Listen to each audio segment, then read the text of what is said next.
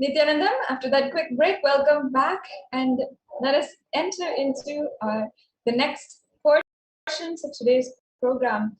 And today, as we are approaching fastly the Surya Grahana, the solar eclipse, which this particular solar eclipse is going to be extremely intense, extremely powerful.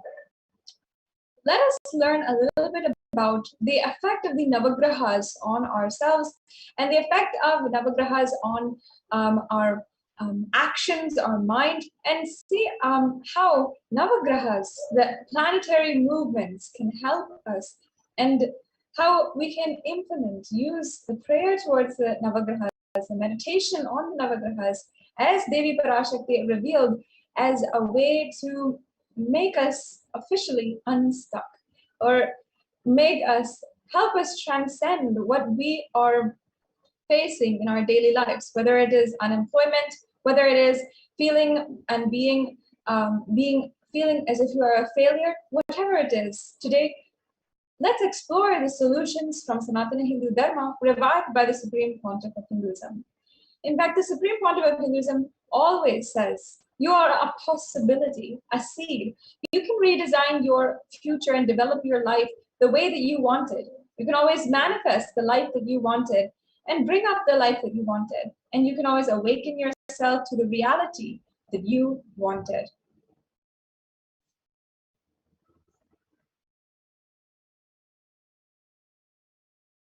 Today, the global unemployment rate is at 6.47%, a very, very huge number, especially as we're considering the global, worldwide population that is currently unemployed.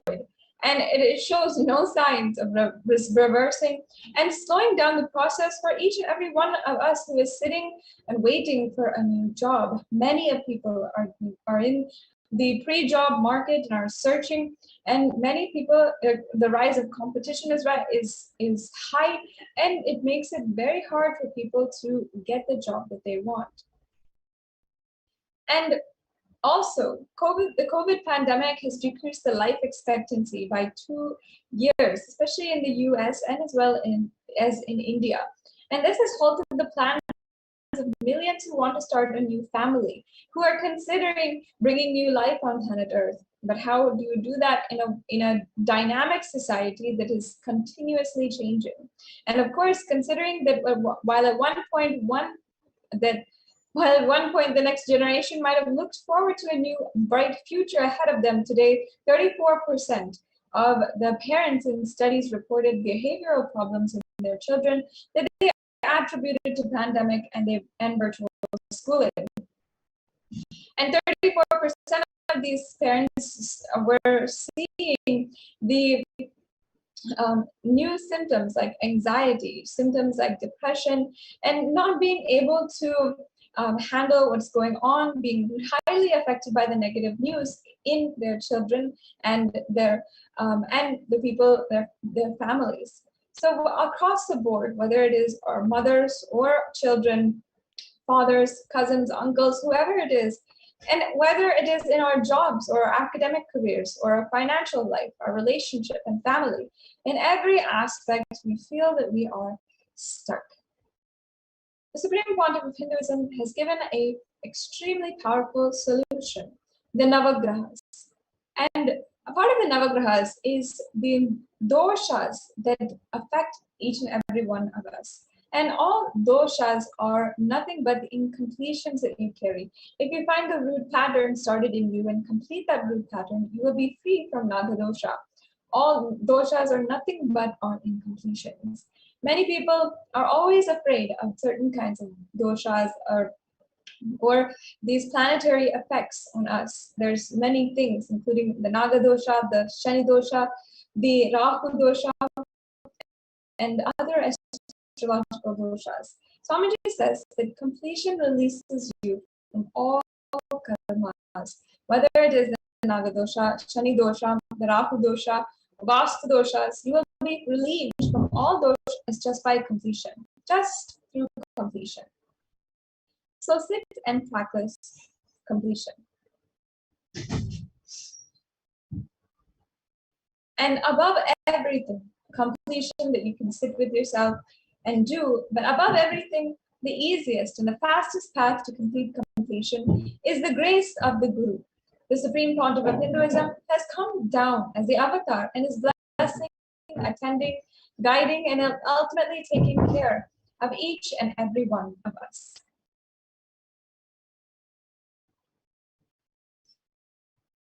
There is a profound verse from Guru Gita about the fate of unfinished tasks when we align to the Guru. It says, Asiddham sadayet karyam navagraha bhayapaham dushapna nashanam chaiva shufapna paladayakam, which means repeating the Guru Gita aligns one's life with the Guru. It brings good dreams to fruition and curtails bad dreams. Fear of astrological influence of the 9 planets is diminished, and unfinished tasks become easy to complete. So here it says exactly the solution for feeling stuck, for unfinished tasks, is just the grace of the Guru.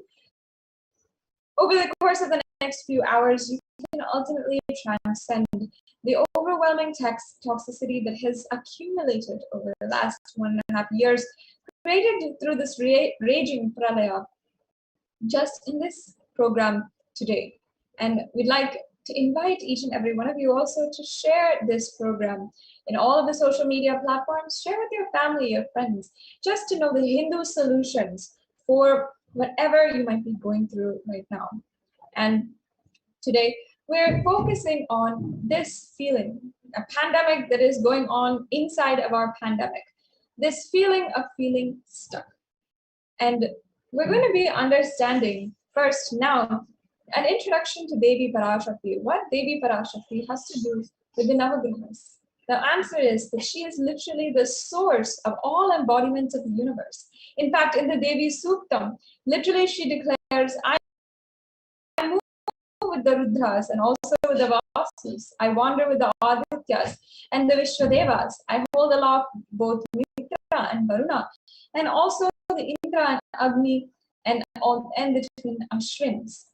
So Devi Parashakti is declaring that she is literally among omnipresent in this verse. She says, she continues to declare, I uphold and cherish the Soma, the exuberant plant that is pressed out for the delight of the gods. I am the supporter of the divine sculptor, the craftsman, Vatsar and Bhagar.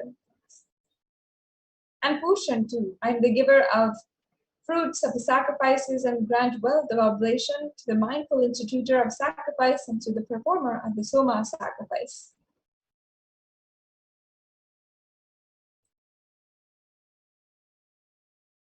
Parashakti continues, I am the ruling queen, the authority and a master of treasures, full of wisdom, first of those who are worthy of worship through yajna, the fire sacrifice.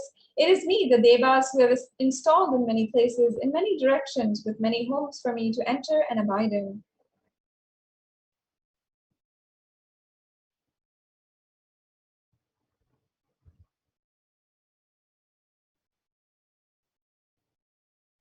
And it is by my power and through me alone that one eats, sees, breathes, and hears the spoken word. He is not aware of me, yet he dwells in me alone. Listen with concentration, O those who can hear, for I tell you what is trustworthy. Hear one and all the truth as I declare it. A beautiful verse for Devi Parashakti is saying, he is not aware, yet he dwells in me alone. And many of us, of course, can relate to this, even though we are connected continuously to Devi Parashakti, and we are literally in her very womb at all times. Still, we feel that we are somehow separated, we're somehow disconnected. All this is just a delusion that Devi Parashakti, with her grace and blessings, can simply heal. Devi, who is the ultimate pure feminine consciousness, Parashakti, the cosmic mother, the cosmic womb from which billions and billions of universes comes out and goes in. And she is a Brahmanda Yoni. In fact, the Supreme Pontiff of Hinduism, at the very young age of just 6 or 7 years old, in the Arunachaleshwara temple in the Supreme Pontiff of Hinduism's birth town of Tiruvannamalai, had the very darshan of the Sri Chakra, the Brahmanda Yoni. And the Supreme Pontiff of Hinduism has revealed that it's from this very darshan that the power of Akashic reading was downloaded in the Supreme Pontiff of Hinduism. Because during the Akashic reading, you are seeing nothing but the whole cosmos, the Brahmanda Yoni. And from there you are reading, and from there you are simply dictating it out. That is what all the Balasans who are initiated into Akashic reading do. And of course, with this darshan of the Sri Chakra, that is the very first Akashic reading, the very first time it was experienced by the Supreme Pontiff of Hinduism himself. Of course, for all of us to understand this divine Leela of Akashic reading, beautifully the Supreme Pontiff of Hinduism describes that all great things can only start with the mother. And it is an energy of Adi Shakti. The technical term in Agama, he calls it the Brahmanda Yoni, means the cosmic womb.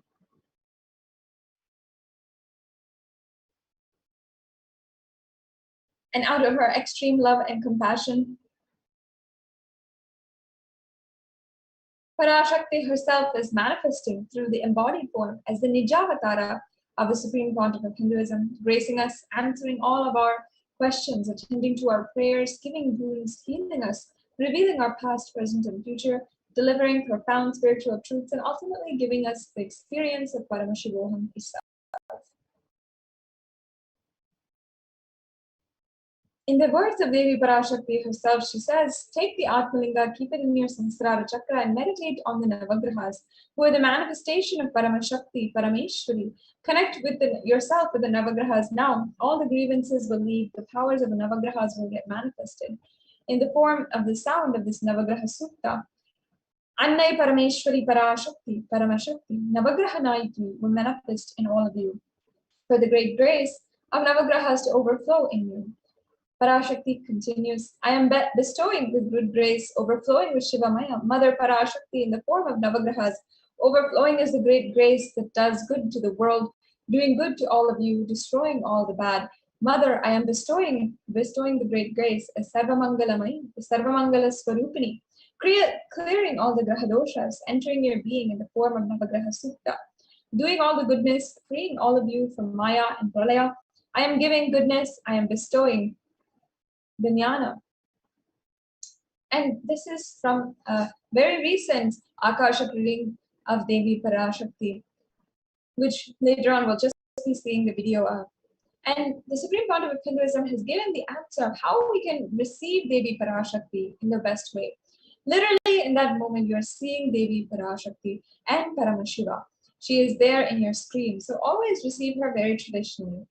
The Supreme Pontiff of Hinduism says, keep 2 betel leaf, 2 betel nut, and banana, and offer the traditional dakshina. After the darshan is over, do namaskar and eat the banana leaf, the banana and the betel leaf, and the betel nut, and take it as prasadam immediately. Collect all the coins and send it to the LA temple. And this betel leaf, the betel nut, all of this might look too small, but in a few days you will see how much it adds to your sentiment that really she's there. You will not take Devi Darshan for granted. And rituals will break your monotonous, unconscious mentality and lifestyle.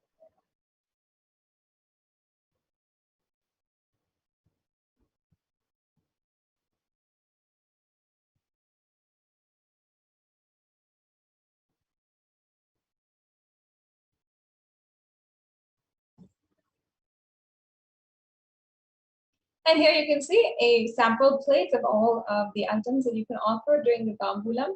So you can just keep the betel leaf, the betel nut, and these might be available for you in a store, an Indian store near you if you're in the USA. Of course, in India, these will be very readily available on every single street. So the next segment we're now going to enter into is the Akashic readings, the manifestation of the Akashic readings. Now, we're going to be understanding exactly what Devi Parashakti had revealed about Navagrahas, how they can remove this perpetuating state of feeling stuck. And many of us, of course, are feeling it. In this next segment, we're going to be seeing some of the statistics, we're going to break down some of the facts about the global crisis ongoing right now, and we're going to be seeing the solution as per Hinduism, as per the revelations of Devi Parashakti to the Supreme Pontiff of Hinduism. And let us first understand just an intro to what these Akashic readings really are in the context of our global climate. In the Guru Padaka Stotram, composed by Sri Adi Shankaracharya, the first verse describes how the Guru Padaka, the sacred feet of the Guru, is the boat that helps us through the Ananta Samsara Samudra, the seemingly endless ocean of samsara or suffering. And I'll just chant that verse just so that each and every one of us can remember with deep reverence the Guru and the grace of the Guru Padaka. Ananta samsara samudradara naukayitabhyam Sri Guru Bhakti Kavyam Vairagya Samrajada Pujanabhyam Namo Namaha Sri Guru Padukavyam. It says, salutations to the sandals of my Guru, which is the boat which helps me cross the endless ocean of life. Many of us feel stuck in the same storming and raging ocean, being unable to navigate, feeling lost in the overwhelming vastness of suffering that we're all going through. And it's surrounding us, and we feel as though we don't have any options. For many of us, our loved ones are dying, and our homes are being destroyed. Social institutions are crumbling, and the whole humanity is in a desperate and dire need of hope. And it's at this time that the Supreme Pontiff of Hinduism, incarnation of the cosmic superconsciousness, out of his utmost love and compassion, having taken the spiritual responsibility to uplift the whole world, to give superconscious breakthrough, is manifesting as Devi Parashakti, the cosmic mother, and guiding us and healing the whole world as literally the boat that sails us through this pralaya.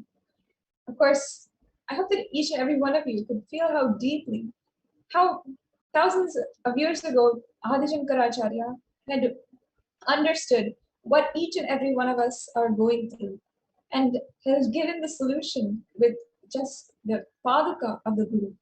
At this time, for all of us, Devi Parashakti is manifesting through the Nijavatara and answering our prayers, granting boons. And Devi is not just attending to us individually, but as a whole, guiding us literally as our captain.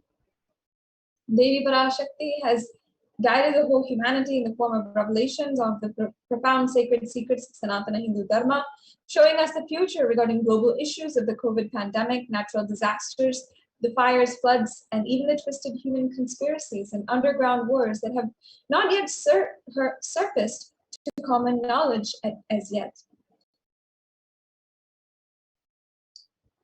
In this segment, we will be elaborating on the statistical, scientific, and the scriptural references of each sacred revelation and the guidance emerged from Devi Parashakti, especially today on how the people who are feeling stuck across their globe in every walk of their life, and how meditating on the Navagrahas is a solution to get out of feeling stuck.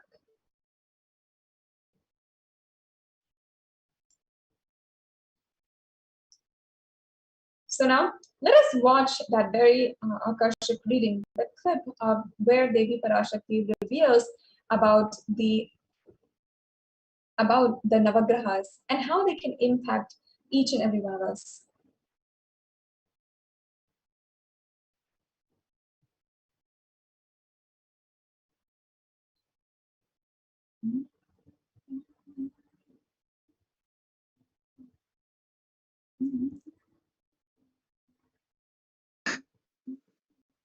Listen, feeling stuck in the life is due to pralaya. Everyone all over the world is feeling stuck in the life. Meditate on Navagrahas. Connect with Navagrahas. Pray to Navagrahas. You will be free from the suffering of feeling stuck. and insecurity. Om, Om. Yes. And And though it is though very it is short, very Devi short, Devi Parashakti has given Parashakti has us, given each us, and every one each of and us, every one an of us, an answer. answer. They can solve our Our deepest deepest problems. problems.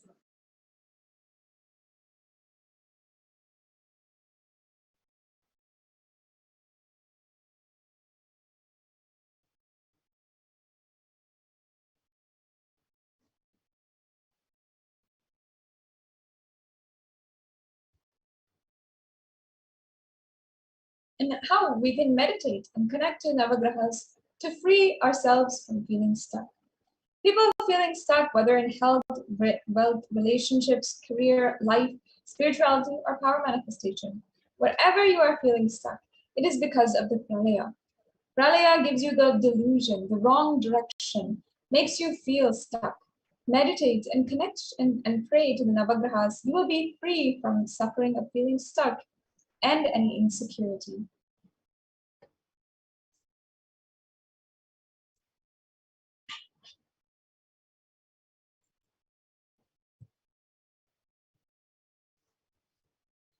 So let us see exactly how the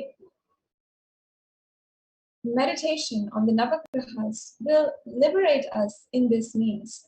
Feeling stuck, Devi Parashakti is saying that feeling stuck in life is due to the pralaya.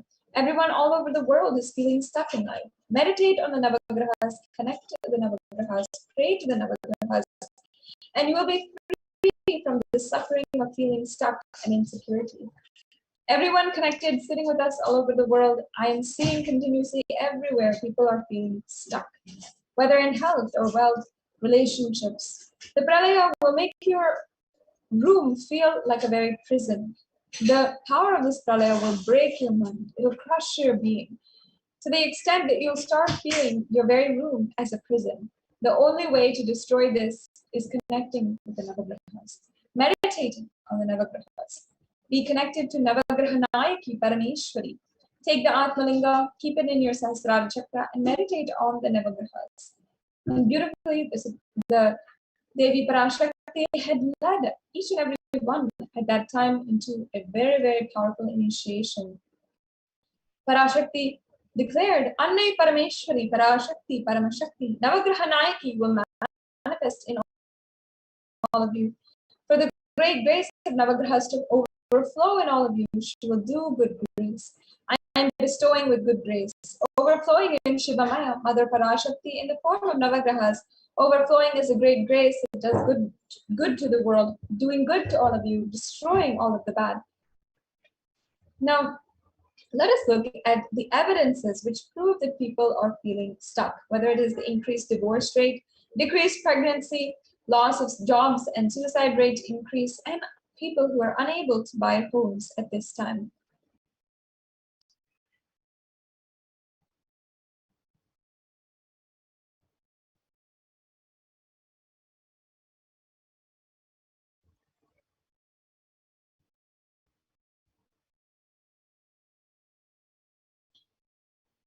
And as of this year, the pandemic has seemed to be causing spikes in breakups and divorces. It says here from the BBC article that divorce rates are increasing around the world, and relationship experts warn the pandemic-induced breakup curve may not have peaked yet. And they associate this usually to increase in mental health problems linked to the pandemic. And if you say mental health problems such as anxiety, the negativity, the overwhelming negativity in the news and media might be affecting each and every one of us in so many different ways. I'd love to hear your comments and hear your own experiences about this. If you'd like to, you can comment in the comment section about your experience during this pandemic, how the negativity and what is its effect on us. And each and every one of you can take this time to reflect on how the negativity really does impact each and every one of us. For example, leading British law firm Stewart's logged a 122% increase in the divorce rate ongoing in UK. And there's other firms that have seen this increase as well. And we are seeing how COVID-19 crisis destroys marriage quickly. how from the 25th of March to the 13th of April, there was a 57% increase in just 2 months of lockdown. For couples, it might be mental health. Relationship experts believe something else. That's just the negativity, in fact, that is just being completely ravaging in the news and the media is having that much of an effect on each and every one of us. In fact, there's a new term for it called languishing. Languishing is the latest COVID buzzword as people feel stuck in the waning days of the pandemic. And this is from a very popular magazine, People, and where it describes how languishing is a term for a feeling or a mood where it's basically the neglected middle child of mental health. This is from the Wharton School of University of Pennsylvania, professor and TED Talk host, who wrote that it's a void between depression and flourishing and the absence of well-being. You don't have the symptoms of mental illness, but you're not picture of mental health either. And in this way, you're not functioning or at full capacity. In another paper in 2003, we're seeing how more prevalent than major depressive disorder is this feeling stuck and people who are languishing. And literally it's defined as people who are devoid of positive emotion towards life. And of course, this sounds extremely negative, but many of us are going through this right now. We're not able to see a positive outlook on life, and our inspiration for even waking up the next morning is just gone. And even that is affecting families and people who are looking to create a new family. In fact, in the past 35 years, there's been fewer births than before that. In fact, there's been estimates of 300,000 fewer babies born in 2021. In fact, the Time magazine has released an article saying that women are deciding not to have children in this year because of the labor market and how busy it is. Ultimately, because women are not able to find justice in the labor market and find that it's an extremely turbulent environment, it is disproportionately hurting working women. So therefore, we're not seeing as much of pregnancy and births in the population. And as you can see in this way, there's been impacts of COVID in all aspects of society. In education, 50% of all students still affected by school closures. In the climate, there's been a 30% decrease in investment in clean energy transition. And in poverty, there's over 135 million people who are pushed into poverty, and this is estimated by 2030. Devi Parashakti also has continuously kept reminding each and every one of us that this pandemic, the COVID-19, the pralaya is not over yet. Even when we are seeing people going out and about in the news, when we thought that the pandemic was over, Devi Parashakti continuously reminded us that it's not yet done and that we still have to be extremely cautious about ourselves, our physical health, and our mental health as well. And not only that, we've seen the effect of it on the economy. In the International Labor Organization has recorded over 81 million jobs which were lost as COVID-19 had taken toll on the Asia-Pacific labor markets. They had said that the pandemic led to a huge reduction in working hours, reversing in job growth, and pushing millions into poverty. And we've seen this across the board in not just the labor market, but also in several other areas, including education and people's academic career. Also, we're seeing an article here from Federal Reserve Bank of St. Louis, where it's saying the impact of COVID-19 is reducing the sales in residential real estate, saying that COVID-19 pandemic significantly affected the US residential real estate market during the spring months. And this is from the fourth quarter 2020 report of the real estate status. And of course, above everything else, which is shocking, is the drastic increase in the number of suicide, the risk of suicide because of the pandemic. The emergency department visits for suspected suicide attempts among US girls from 12 to 17 have increased during the COVID pandemic. From example, February to March of 2021, there was a 51% increase from the same period last year in 2020. This is very, very shocking, especially as we're considering it's just in girls who are 16 to 17 years old, our youth, our future generation. It's at this time that we have to make sure that we are implementing solutions. Across the board, even the World Health Organization, even the United Nations has suggested officially that it's at this time we have to take heed. We have to attend to our inner space, to our mental health, and meditation is the best way to do so. And here we have listed 12 science-based benefits of meditation published by Healthline magazine. One is reducing stress, controlling anxiety. The third, promoting promoting emotional health, enhancing self-awareness, lengthening attention span, reducing age-related memory loss, generating kindness, and many more. Another study by Cambridge University Press reiterates the necessity of meditation during the times of crisis, such as COVID-19 during this time. And Cambridge University's Press had conducted a public health emergency collection of research as we are trying to analyze our times, analyze the crisis that we are going through right now. And they had brought this forward as a real solution on May of 2020. And it's showing how prayer and spirituality protects emotional health. It offers a bigger sense of purpose. It provides social support. It lifts the spirit. It helps you cope with difficulties. And it does so much more that science is even recording. In several studies, the Supreme Pontiff of Hinduism himself has conducted and led. We've seen how the effect of meditation is so high and able to do so much for us. So in this next video, we're going to be seeing how a study was conducted in 2005 on the brain of the Supreme Pontiff of Hinduism. And for the first time, the global scientific community had insight into a superconscious brain, into a brain of an avatar.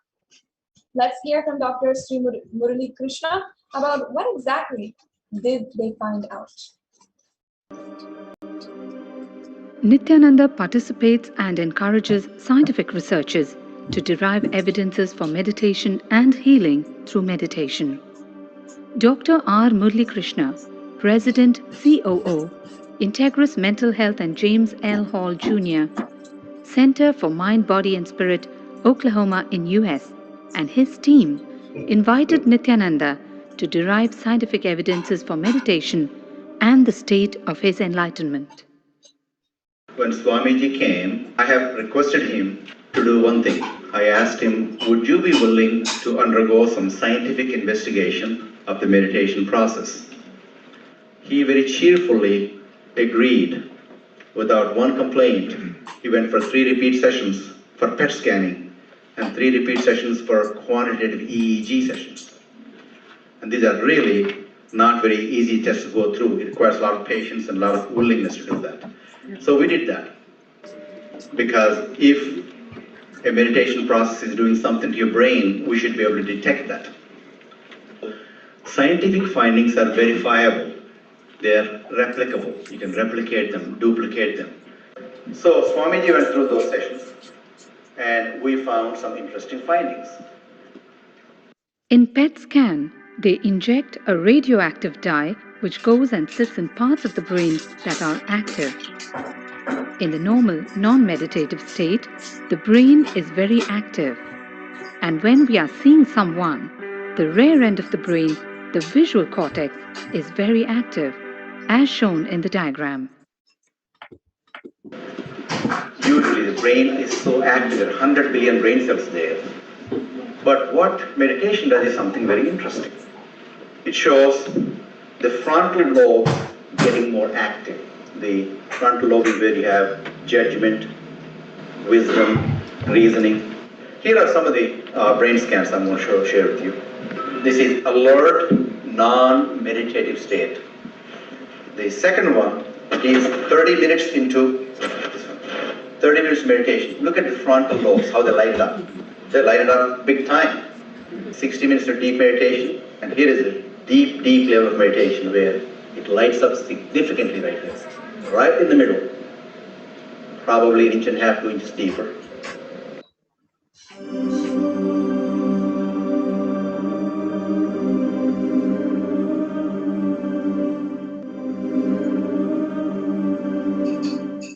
What's interesting was, Swami was inside, and that's the last part of that one. See that right here? So what's interesting was, I've never seen that before in my life, so the other parts I've seen may not be to the extent that Swamiji showed, but this is something interesting. There is something called dopamine, which is a chemical our brain is involved in. Dopamine is produced mostly in this area. And when you have any pleasurable feeling in your body, it is mediated through dopamine. It's a neuroreceptor. It's a chemical that transmits messages of pleasure. It basically evokes pleasure. If you eat, the same thing is with visual pleasures you have. Beautiful people, beautiful sceneries, nature, whatever gives you pleasure. It's mediated through dopamine. Everything that human beings experience involves dopamine. But what's interesting is that you and I have the potential to create our own dopamine in a big way. So I named it, for lack of a word in the past, the D spot, which is the dopamine spot. If you can discover your D spot, you got it made in life. The D really stands for divine spot. The D also stands for delight, and the dopamine smile. What's also interesting is that he could, at will, go in and out of those states. Those are some of the findings I want to share with you. There's so much more talk about physiology of mind and brain and the body. It's a fascinating field that this is something that all human beings can relate to, can apply in our own lives. Not only a sophisticated knowledge, but these things have application in daily life for all of us. Nithyananda's system of free healing, known as Nithya Spiritual Healing, has been baffling the medical world, curing diseases from migraine to cancer. Qualified people are also initiated to become healers. The complete report of the research conducted on Nithyananda's neurological system can be found in the book Mystic Phenomena, Scientific Data. Yes, as Dr. Murali Krishna had described to us, it's not something that is just sophisticated knowledge, but something that we can apply in our daily lives. Now, let's imbibe the powerful cognitions from the Supreme Pontiff himself on the best way that we can bust our stress, which is prayer.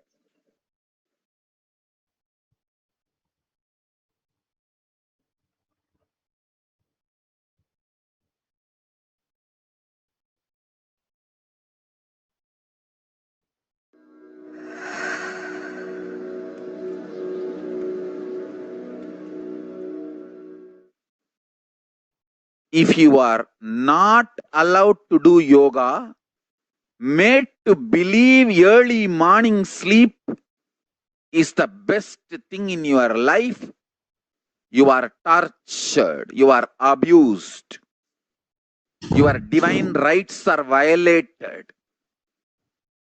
If you are constantly inspired to do yoga early morning, Brahma Muhurta time, and everyday puja, sit that 30-40 minutes and melt down by feeling connection. Understand? Nothing can be compared to prayer to bust your stress. I tell you, prayer is the best stress buster. Deep feeling connection and tears rolling in your eyes and melting down. Prayer. to Paramashiva.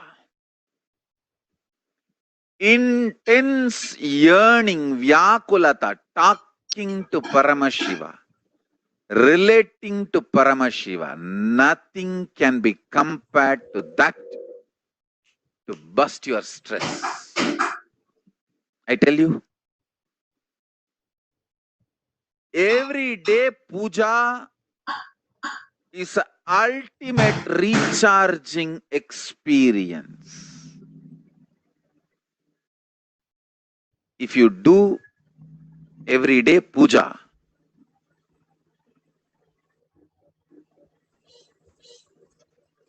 the kind of the stress-free life you will live, your whole biological clock will be aligned to Kailasa. I tell you, I have seen the people who have the habit of Nitya Puja live long. Not just long, happy. In my whole life, it is Nitya Puja, Puja, that gave me all the best things of life. Everyday puja, relating with the deities is the best stress buster. Touch the deities, do decoration, dress up. Even now, my best time of the day is when I sit with my deities. When I sit with my deities, dress up the deities, jewel them, spend time with them, talk to them, intensely pray, deeply connect and pray. Understand? You do not know the power of Archavatara. God landing in physical deity form. Never underestimate the power of Archavatara. The Archavatara is equivalent to living avatara. What living avatar can do to you, an Archavatara can do. Atma Linga I am giving to all of you is literally living Archavatara. It's a piece of God. Literally. That was one of the most beautiful clicks on the avatar himself. About how nothing can be compared to prayer, to bust your stress. And you can watch more of these avatar clicks, these beautiful short videos, as well as the full long discourses of the Supreme Pontiff of Hinduism, sitting in the presence of the avatar himself and imbibing these spiritual truths on our YouTube channel, Kailasa's SPH Nithyananda YouTube channel, which is the official YouTube channel of the Supreme Pontiff of Hinduism, with more than 7,000 videos and 10,000 hours of discourses. Literally, you can spend your whole day just being in the presence of the avatar, watching discourses, sitting in the presence while he's conducting the question and answer sessions and mandala processes. Every single moment that has been recorded, you can spend wherever you are with the avatar digitally on the YouTube channel. So I invite each and every one of you to take a few minutes right now to subscribe to Kailasa's SPH Nithyananda YouTube channel. And let's look at more of the scientific evidence about how human beings are affected by planets. In fact, in March 1951, American radio engineer John H. Nelson discovered that there was a degradation in the propagation of radio waves with respect to two different positions of planets and at different angles. Now, what do radio waves have to do with humans, you might be asking? Radio waves are a type of wave, and there's also brain waves in it. And through the EEG, we can figure out how the radio waves are affecting our brain waves. Both radio waves and brain waves are a form of electromagnetic waves. Here, brain waves are a weaker form of electromagnetic waves, which are very hard to measure, unlike radio waves. And brain waves don't have any interference with the radio waves, which are stronger than brain waves. It is observed that magnetic field of the Earth changes daily and seasonally. This fluctuation is called geomagnetism, and it has an effect on the brain. Thus, geomagnetism plays a major role in the brain and body of the human fetus and has an effect on different organisms. Solar activity is also caused by the alignment of the planet. Thus, the planets play a major role in the brain and body. So it's not just something that is mythology or can be brushed aside. There is a scientific effect of the planets, their positions on our emotions, our thought processes, and our body, our physiology. The Earth's magnetic field changes regularly, thereby affecting the magnetic compounds in the cerebellum in a similar way during brain development, resulting in similar personality traits for those developing at similar times in similar locations. According to Dr. Harold S. Burr, states that the complex magnetic field not only establishes the pattern of human birth at birth, but also regulates what happens throughout the course of the life. And there's a beautiful Shastra Pramana for the Navagrahas, where it says, Adityaya cha Somaya Mangalaya Budaya cha Guru Shukra Shanibhyascha Rahuve Ketave Namaha, where it is literally naming and paying our respects to all of the Navagrahas.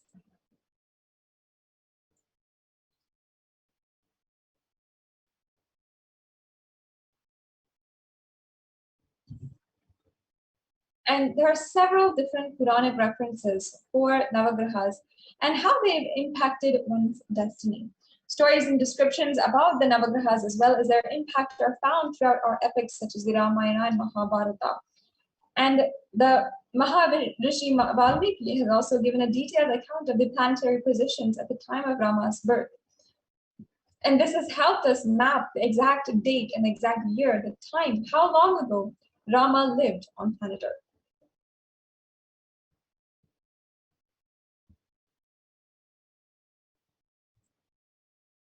This is the story of Ravana and Shanigraha. In the Ramayana, it highlights the defeat of Ravana at the hands of Shani. Having brought down the Navagrahas under his control, Ravana made them lie face down on the steps of his throne. And Ravana had made them lie down, and suddenly Narada had appeared and told Ravana in a mocking tone that he could not face the Navagrahas. That's why he had made them face away from him. Then his pride pricked. Ravana had ordered the Navagrahas to lie on their backs. This enabled Shani to cast a spell on Ravana and set in motion the events that brought down his downfall, paving the way for his final battle with Rama.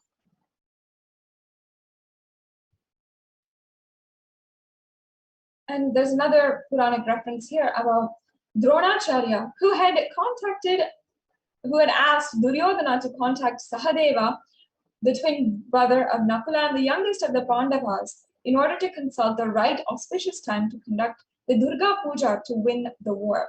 Dronacharya said to Sahadeva that Dronacharya said that Sahadeva would never refuse if Duryodhana approached him just after Sahadeva's bath and morning puja. The teacher also told Duryodhana that Sahadeva spoke the truth always, and Duryodhana could trust everything that Sahadeva said. But of course, if you know Mahabharata, you would know that Duryodhana approaching Sahadeva, one of the Kauravas, the leader of the Kauravas, approaching Sahadeva, one of the Pandavas, is something absolutely unheard of. But still, Duryodhana went to meet Sahadeva just after the latter had finished puja. And Duryodhana had asked Sahadeva to consult the almanac and specify the right time to start the war. Sahadeva readily looked into the almanac, the Panchang, and made some calculations and gave the predictions that he said the following Amavasya, which fell 2 days later, was the auspicious time to perform the Durga Puja and commence the war. Duryodhana was very pleased and he thanked Sahadeva, and the job was done, basically. However, this meant a lot for the Pandavas. What would happen? Would the Kauravas win? What would they do now in order to turn over their fate? However, fate for each and everyone who's aligned to the Guru, who's disciples of the Guru, is always in the Guru's hands. So this is the entrance of Bhagavan Sri Krishna into the scene. Bhagavan Sri Krishna was approached by all the Pandavas, and he said that he would take care of the situation. He told all of the Pandavas to get ready the tarpana, the offering oblations to the ancestors. He asked Yudhishthira, Arjuna, Bhima, and Nakula not to reveal his plan to Sahadeva, and he told that he had a brilliant solution to the grave problem that they were in. The following morning, Bhagavan Sri Krishna led all the Pandavas to the river in order to perform the tarpana oblations.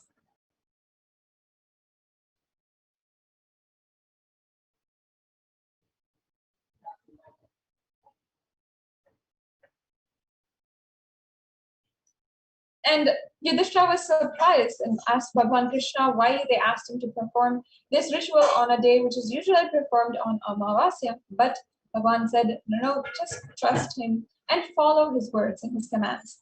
The Pandavas thus performed the tarpanam for their father and ancestors. But this perplexed the gods in the heaven. The gods discussed among themselves, trying to figure out what was going on earth.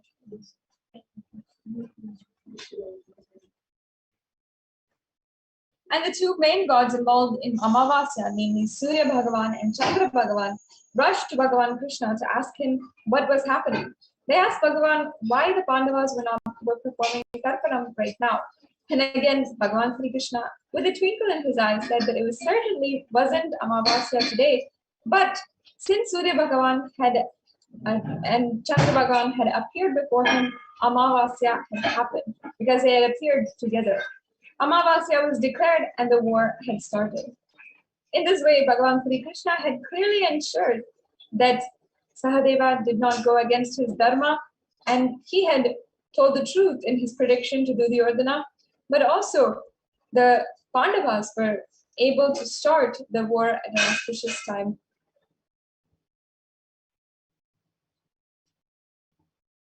And in the same way, how Bhagavan Sri Krishna had literally had the power over the cosmos, Arunagiri Yogeshwara had demonstrated in the life of the Supreme Pontiff of Hinduism by bringing down the planets in order to teach astrology to the Supreme Pontiff of Hinduism. Not only Quranic references, but in the modern day also, the Supreme Pontiff of Hinduism demonstrated his power of oneness over the celestial body, like delaying sunrises as well. And all of these beautiful instances from the life of the Supreme Pontiff of Hinduism are recorded or told as per the words of the Supreme Pontiff of Hinduism himself. And shortly, we'll just be watching those videos where Bhagavan shares with us the beautiful story, how he had the darshan of Arunagiri Yogeshwara, and Arunagiri Yogeshwara brought down the 9 planets to teach the Supreme Pontiff of Hinduism astrology. Before we watch that video, let us also learn a brief introduction to the Navagrahas. Nava means 9 and Graha means planet. As per Vedic astrology, there are 9 planets that influence our lives. The position of the planet at the time of human birth will have an influence on anyone's actions, reactions, and depending on the situation that they are in. And there's also different Navagraha doshas, or a negative influence in a person's life. There might be certain depression or low moods because of these doshas. And this low period might last for a certain long amount of time. However, this can be averted with intelligence and also connecting to the cosmic intelligence.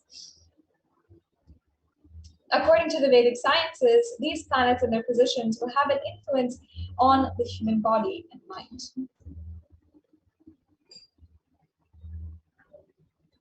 And now let's briefly discuss a little bit about each of the Navagrahas and what their significance is, where they are worshipped, and the good, the negative, and the positive emotions, positive energies that they radiate in our lives. The Navagrahas are Surya, Chandra, Mangala, Buddha, Shukra, Guru, Shani, Rahu, and Ketu. And each graha in its own energy works for our enlightenment.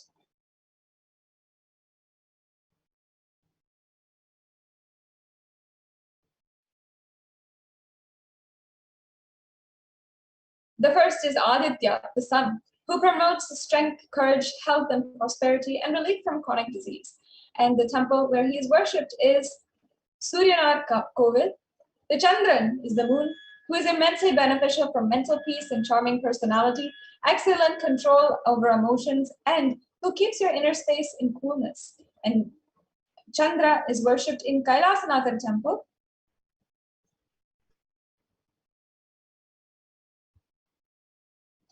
And Mars is the protector of Dharma. He controls the muscular system in our body and the circulatory system. And the temple where he is worshipped is the Vaidishwaran Kovil.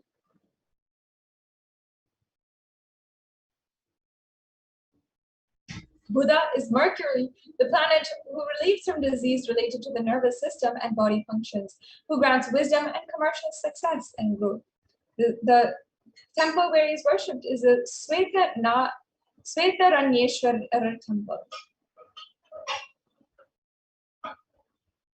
And Guru is the master of all grahas. He is worshipped in the Apatsahayeshwara temple in Alamgudi. Shukra is Venus. Venus symbolizes love and passion, and he is the giver of wealth, fortune, and luxury living. And he is worshipped in Agnishwara temple in Kanjanur.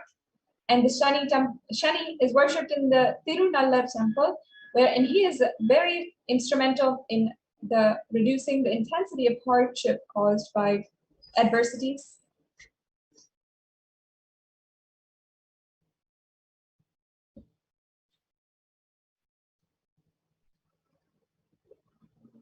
And we also have Rahu. When Rahu is affected, one faces several miseries and obstacles in the way of success. And he is worshipped in the Tirunakeshwaram temple. Ketu is the representation of all the karmic collection, both good and bad, spirituality and supernatural influences. And he is worshipped in the Kira Perumpalam temple. Now, let's understand briefly what the Supreme Pontiff of Hinduism has said, giving deeper insight about the Navagrahas. The Supreme Pontiff of Hinduism says that the moment the consciousness enters the body, the energy level of the cosmos at the time gets printed in that consciousness. Your inner space gets a print of the cosmic energy level and the position of the 9 major energy centers of the solar system.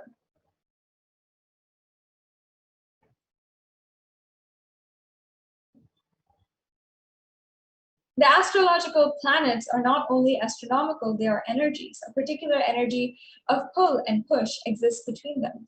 The different energy positions clearly decide the cosmic energy level during the time of birth.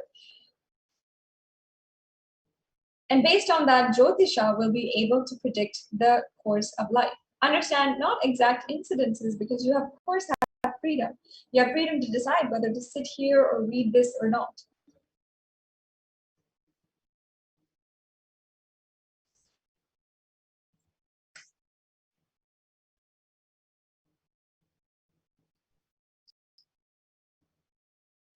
And astrology manifested in the inner vision of the ancient sages and rishis of India. These yogis and enlightened beings were able to see beyond the realm of names and forms. They could feel express the subtle reality that exists behind cosmic phenomenon. As such, they perceived the primal powers of cosmic intelligence in the planets and stars and worshipped the cosmic powers within themselves, the microcosm, as powers of their very being.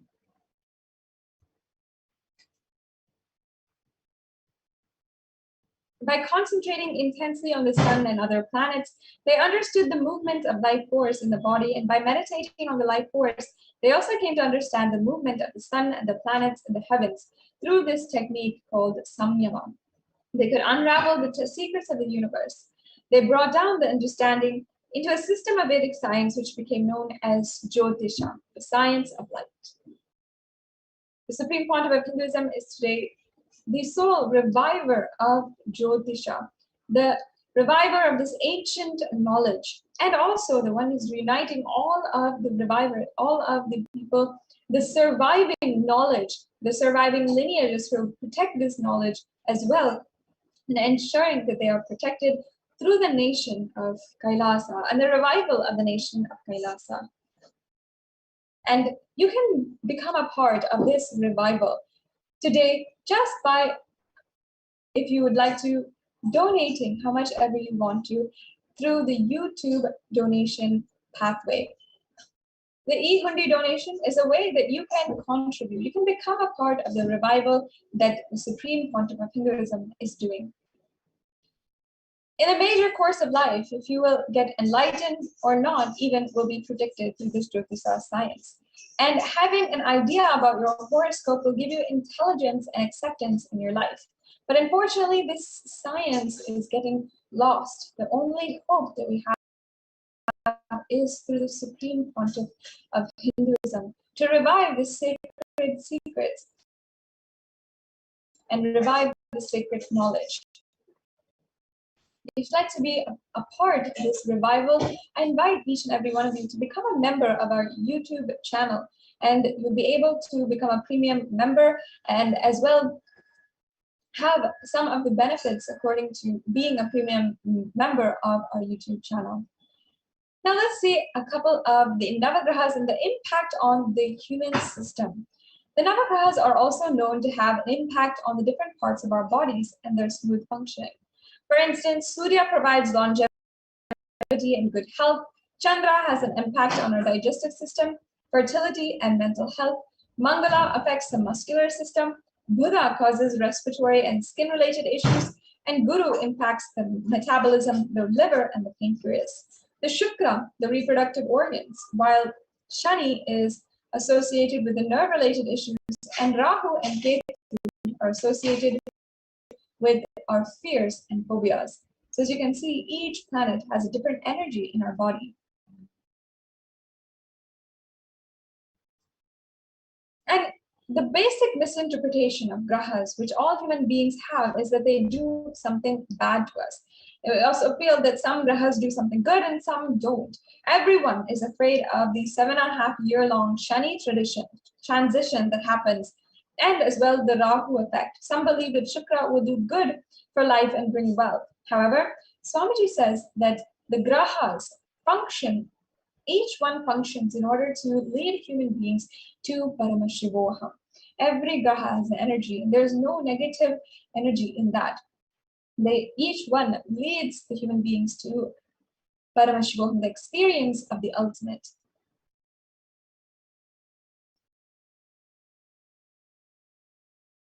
If a person is suffering from a pattern long enough, then the grahas will intervene and give life solutions, where he is forced to break the pattern and move towards Paramashivoham. Swamiji said that Shani, Rahu, Ketu make one accountable for the smooth flow of the law of the cosmos. Shukra will shower you but rule you through fear. Buddha will intensify the effect of the graha which he joins. So in all different ways, the grahas are not negative effects. They're just there to guide us towards our ultimate goal of enlightenment. That's why when we listen to our Guru, none of the grahas have effects on us, because he is taking us to Paramashivoham in a very sweet way. As long as we are integrated to Paramashivam, to the Guru, grahas will not have an effect. Swamiji shared that if we are stuck in a pattern for a long time and unable to break it because of the non-listening space, then at that time the grahas will handle us.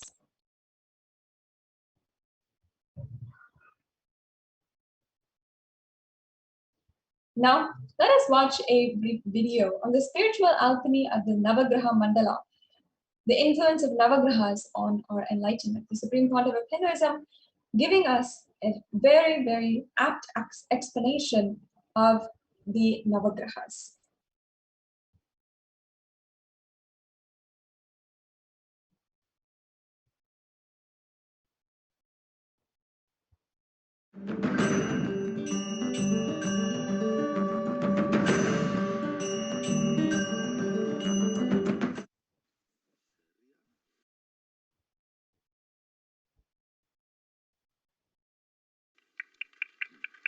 It actually represents Hindu cosmology. So, in this, please listen. In the sheet, Navagrahas are installed. In this 2D sheet, Navagrahas are installed with 3 colors. Varivadivu, Olivadivu, Kurivadivu. Means, in the form of mantra, in the form of figure, in the form of symbol. Varivadivu, Olivadivu, Kurivadivu. These are trikalas. In the trikala means is in the form of Navagrahas, in the form of symbol, and in the form, actual form, and in the mantra. 3 shapes they are installed, and each one of them are installed in one garbha. Their life is installed in one garbha. So 9 garbhas are on the plate. Then this represents 11 dimension. This 3 layer length, breadth, depth dimension. Inside 9 garbhas are kept representing 9 more dimension. The 11th space cannot be given in matter. It will be given to you as an initiation. So understand, this represents 9 Navagrahas and 11 dimensions. Sadashiva talks about it in Kamikagama, and Shastra Pramana we have, and Apta Pramana also we have. Tirumular, a great saint, he talks about it. Because in this the Trikala means the line form, visual form and mantra form. All 3 are there. It can be considered as deity, and you can even do puja to it. In mandala, the visual form will never be there usually. But in the Navagraha mandala, it is written, the visual form has to be there. Because the visual form is there, now it is equivalent to a deity also. Not only a spiritual alchemy product, deity also. But you don't need to, there is no compulsion of maintenance. But if you want, you can worship. It is equivalent to an energy of a deity.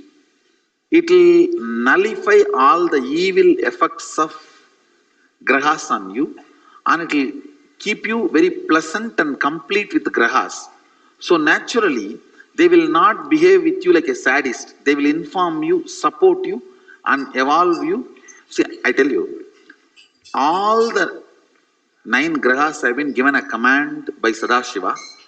Making every being experience Sadashivatva is their responsibility. Either by giving you right experience or wrong experience, they educate you to manifest Sadashivatva. Now, they will make it more easy for you. That's all. There will not be root shocks, surprises, collapsing, waste of time, all that. So it will keep you in the space of completion with grahas.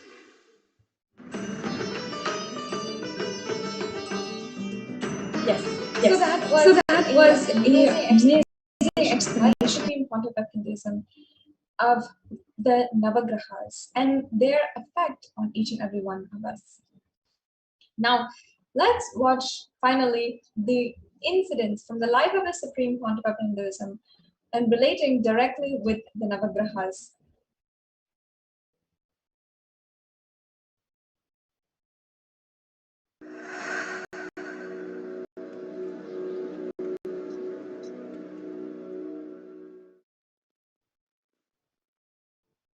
Suddenly,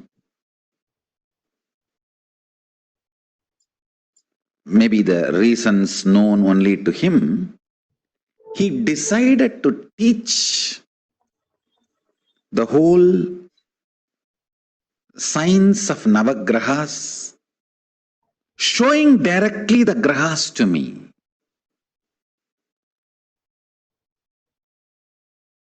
And he just did something like this. I do not know whether he took me to the space of Kailasa or he brought the grahas to Arunachala, where I was sitting with him. I was sitting with him in the temple, in Arunajaleshwara temple. Whether he brought them here or he took me there, I do not know. But suddenly I saw like a chess coins, all the Navagrahas, alive, living, moving. And I immediately bowed down to them. The moment I realized they are alive, I immediately bowed down to them.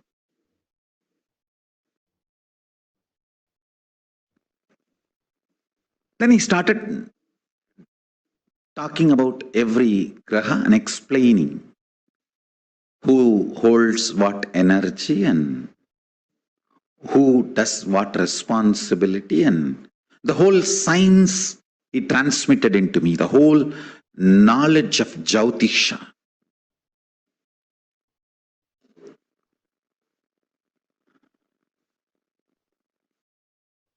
As I said, the words he uttered and the quantity and quality of the information transmitted was unimaginable.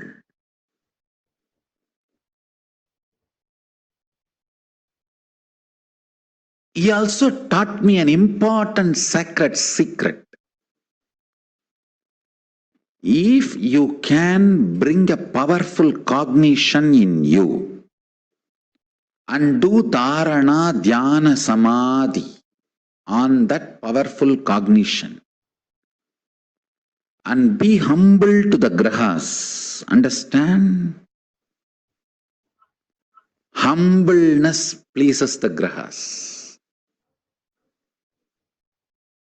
Humbleness makes the grahas happy with you.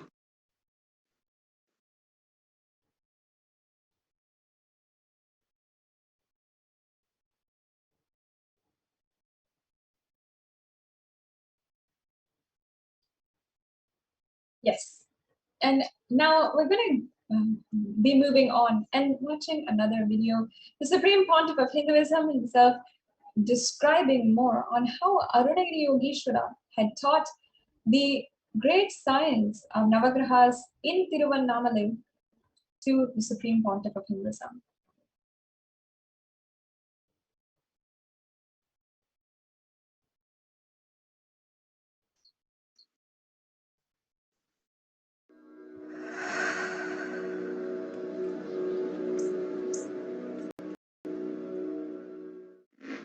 Now let me come back to this story. He showed all the grahas and taught me the whole thing. Then after everything was done, he just moved the hand. I don't know whether he brought me back to this planet Earth or he sent the grahas back to their place. Everything was normal. And it was too much, I tell you. I was in awe. Anyhow, the whole knowledge transmission was done. Then I asked him, Swamiji, did you take me there and showed the planets, or did you bring the planets and showed me here? He laughed and said, hey, I brought them here. See, I saw 9 stones on the floor. He was laughing. He was trying to tell me that, hey, through these stones only I taught you. I brought them here. I said, then what was happening there? If the grahas are not there, what would have happened to the world, planet Earth? If somebody looks up, if the sun is not there, what will happen? He laughed and said, I froze the time. Nobody was allowed to look up. Please understand. I am telling as it happened. That's why I told him, please, you reveal, you utter the right words. I wanted the whole thing to be integrated. In integrity, with integrity. Let complete integrity be maintained with Paramashiva.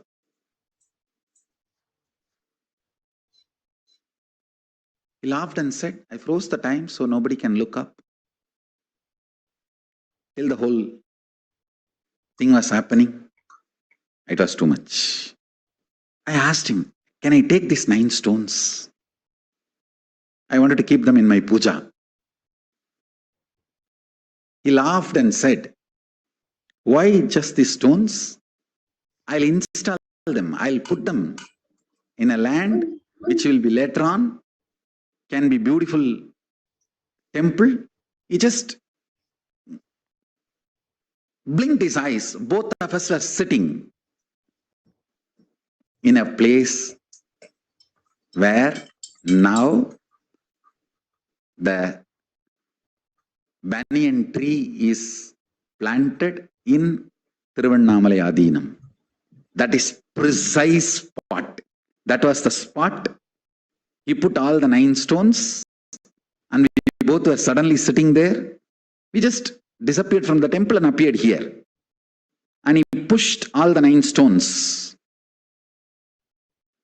on the ground and said, this place will radiate the powers of Navagrahas.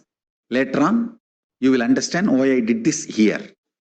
Of course, maybe after decades, many years, we got that property. Now the ashram is there. When I went back, I know that is the property. That is the reason I put Navagraha Vanas there. Nakshatra Vana in that area for all the grahas and nakshatras to be present and bless everyone. Whoever goes and sits and meditates on Arunagiri Yogeshwara there, with the powerful cognition of Paramashivoham, Arunachala will bless. Arunagiri Yogeshwara will bless. Paramashiva will bless and liberate all of them from all the malefic effects of planets. Go and sit in that Navagraha Vana, Nakshatra Vana, and meditate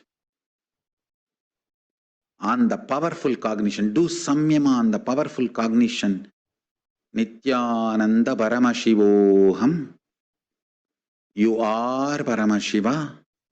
Chanting Mahavakya. Do samyama.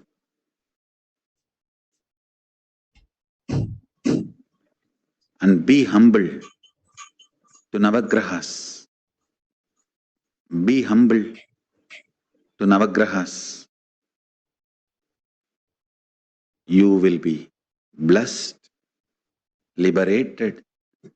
No malefic effects will touch you. You will be free from all malefic effects and you will be only blessed and supported, and blessings will be showered on you.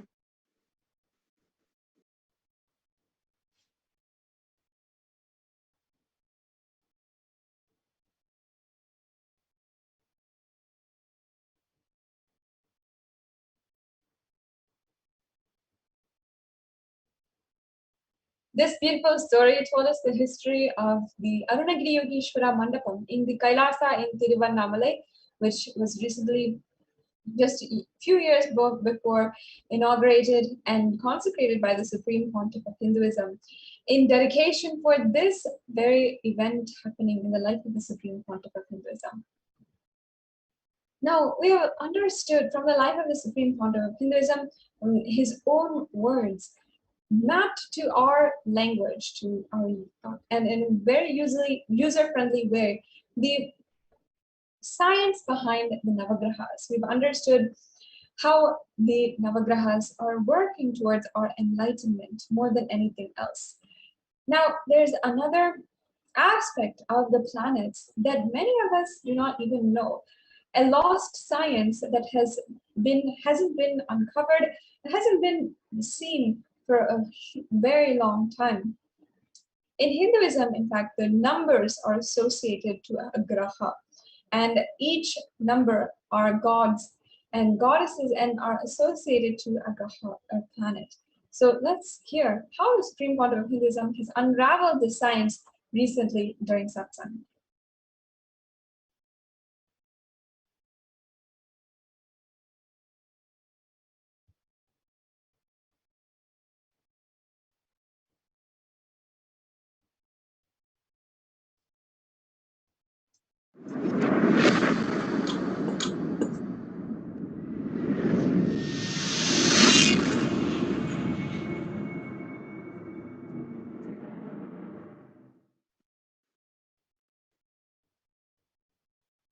Once my guru was trying to teach me the Surya Siddhanta, means how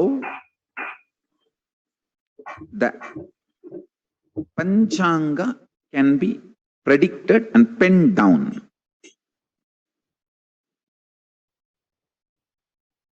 He was trying to show how the sun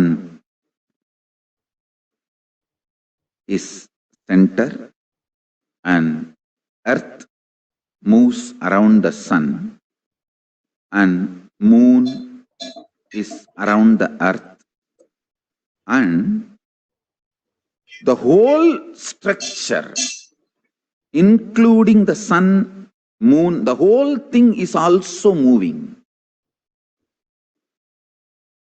He described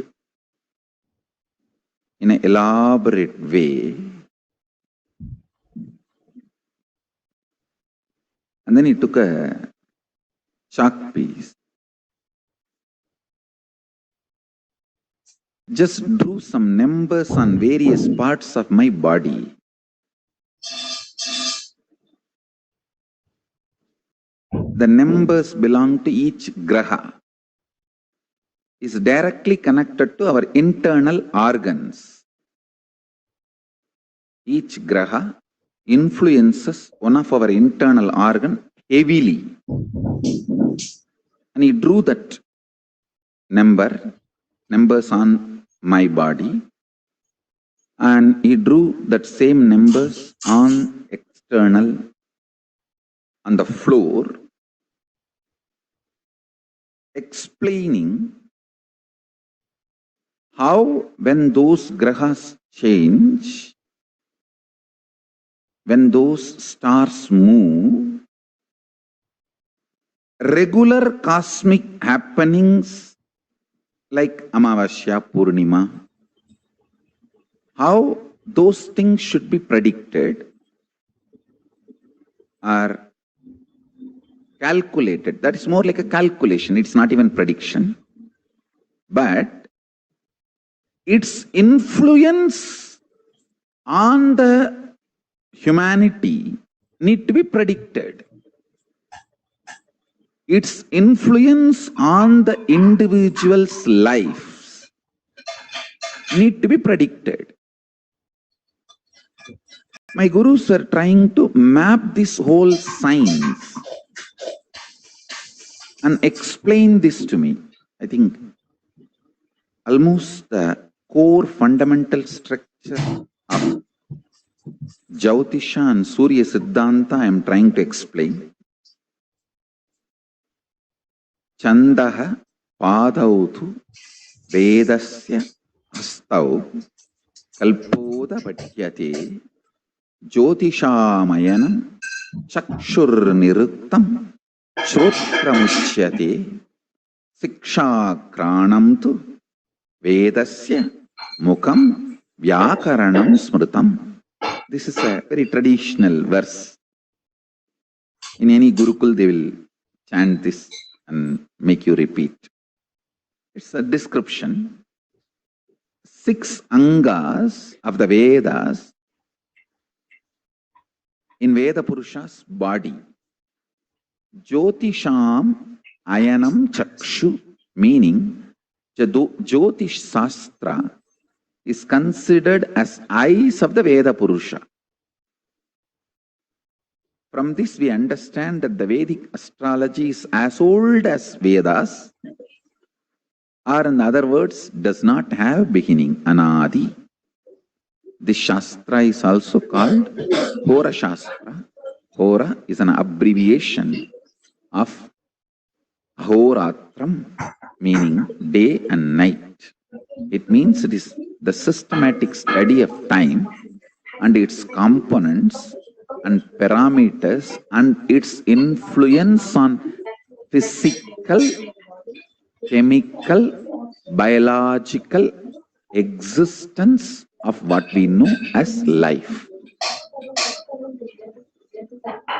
Listen.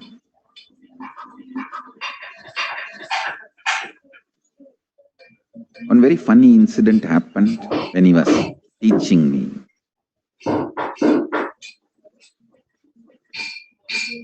so intensely immersed in his teachings, he was showing me, hey, this is Surya. This influences your brain thinking system. This is Rahu. He influences your liver. The actions liver performs physically, its influence on your thinking system,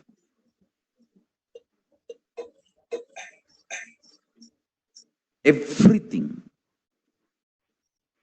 If you map it to the description of Rahu, it will absolutely match. Guru, Brihaspati, is the decision-making mechanism which influences your will persistence, Anya Chakra. Pituitary glands and its impact on your existence is directly Guru. He was explaining step by step how each of these grahas and their numbers and how they influence your lifestyle patterns, everything. I'll repeat exact one line.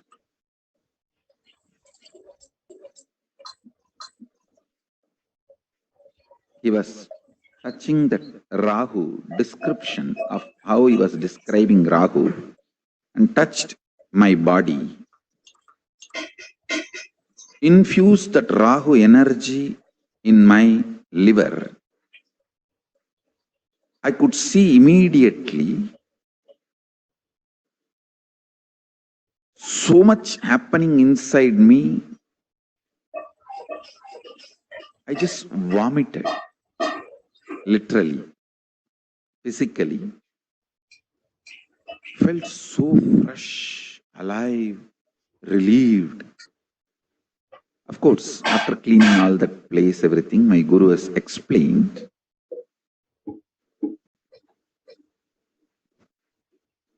Eera nerpatta Ayul Neelundambi. In Tamil, he said, if the liver is straightened out, life will increase. It is directly Rahu. Rahu is responsible for your longevity. Rahu can influence and put you in addictions and kill you, or he can keep you addiction free or addicted to right habits and food and keep you happy, healthy for any long. This whole thing is related to your liver. If the liver decides to addict you for certain food, nothing can be done. Just by remembering that food, you will be forced, your whole system will be pushed to eat it. After eating, you will repent, but you will not stop eating. He said, integrity of the liver to the purpose of your existence makes you long, happy, healthily living.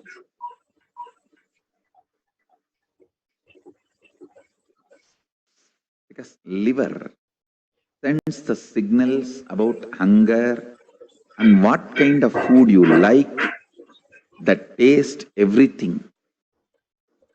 The memories of the food and its taste flashing in your system and you being influenced to eat that same kind of food, timing, rhythm, everything is liver. whether it is alcohol addiction, which is the worst. The best addiction is addicted to fasting. Let me explain my Guru Raghupati Yogi's words. Eera nirpada means if the liver is integrated, it creates right desires, which keeps you healthy, which continuously detoxes you, which creates taste for healthy things. I tell you, my addiction to fasting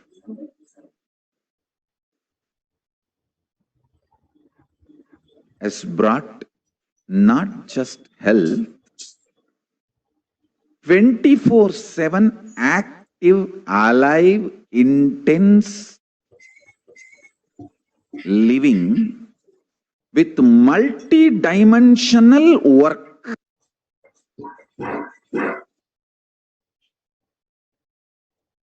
Now, what the Supreme Pontiff of Hinduism has described to us is a very ancient science, but unfortunately today has still not been able to be revived. There's no clear understanding today, and it's not even taught as a part of our education system. There's not even one kind of trace of this knowledge revived today in the modern day mainstream education. And it's entirely lost to our future generation. It's only due to the Supreme Pontiff of Hinduism we have the hope of reviving it and using this supreme knowledge in order to help us enrich our lives. I'd love to hear from the viewers about how you felt about this video, what the Supreme Pontiff of Hinduism had revealed. And also, if you'd like to, you can comment your experiences regarding the Navagraha dosas. Perhaps if you have experienced dosha previously in your life, how it was and what had made you transcend the doshas. There's so many people who had experienced